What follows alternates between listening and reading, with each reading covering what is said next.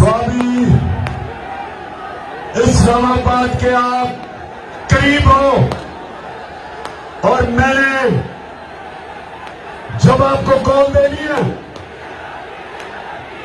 जब मैं आपको कॉल दूंगा, मैं अपने स्वामी के बाशऊर और दिलेर नौजवानों को, मैं सबको इस्लामाबाद में मिलना चाहता हूं। क्यों? हाथ खड़े करके मुझे बताओ कि इस मुल्क की हकीकी आजादी के लिए आप इस्लामाबाद आएंगे? हाथ खड़ा करके बताओ।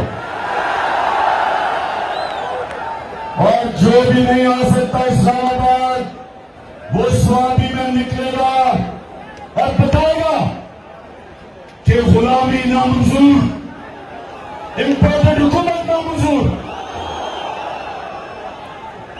स्वामी के नौजवानों, मैं सिर्फ आपको अपने मां बाप के दौर का बताना चाहता हूं।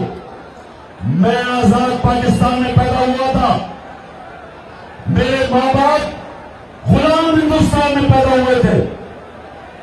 और जब हिंदुस्तान की हम गुलामी कर रहे थे, तो 2 दफा जब बरतानिया ने 2 जंगों के अंदर शिरकत की, पहली जंग अजीम और दूसरी जंग अजीम, तो स्वामी के नौजवानों ने याद रखो, लाखों लोगों ने यहां से लड़े और अंग्रेज के लिए कुर्बानियां दी।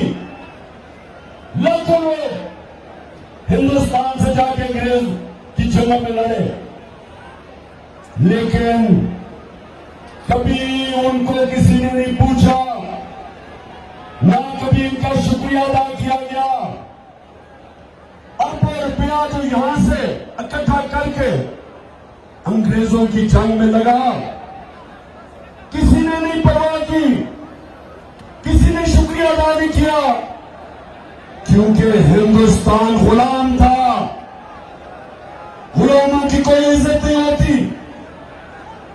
और मुझे अफसोस से कहना पड़ता है कि जब अमेरिका की जंग हुई 9/11 के बाद और पाकिस्तान ने अमेरिका की जंग में शिरकत की, तो सबको आपको पता है कितने पख्तूनख्वा से लोगों ने कुर्बानियां दी अंग्रेज की जंग में, अमेरिकनों की जंग में। 80,000 पाकिस्तानियों ने कुर्बानियां दी। और यहां कबायली इलाके के लोग जो सारे पख्तूनख्वा के साथ अब पख्तूनख्वा का हिस्सा बन चुके हैं, कबायली इलाके के लोगों ने सबसे ज्यादा कुर्बानी दी। 35 लाख लोगों ने नकल मुकानी की। लेकिन क्या किसी ने पाकिस्तान का शुक्रिया अदा किया? क्या अमेरिका ने कहा कि शुक्रिया पाकिस्तान, आपने 80,000 अपने लोग कुर्बान कर दिए, हमारी फौज 3 गुना ज्यादा हमारी फौजियों ने कुर्बानी दी बनिस्बत जो अमेरिकन अफगानिस्तान में जिनकी जानें गई।